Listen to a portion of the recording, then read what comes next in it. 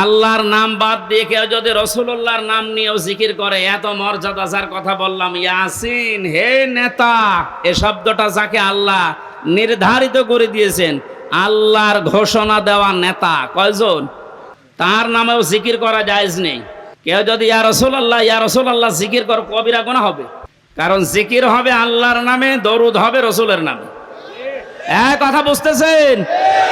আজকে থেকে সিদ্ধান্ত নেওয়া লাগবে যে জিকির আমরা আল্লাহ বাদে কারো করব না।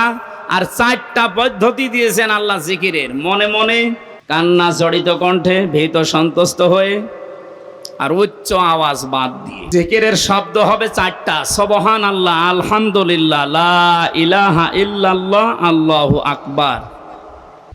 চট্টগ্রামের আব্দুল জব্বার রহমতুল্লাহ আলাইহির যে দরবার ছিল বাইতুল শরফ, এখানে নিয়ম নীতি ছিল, এখন অনেক পাল্টিয়ে ফেলিস।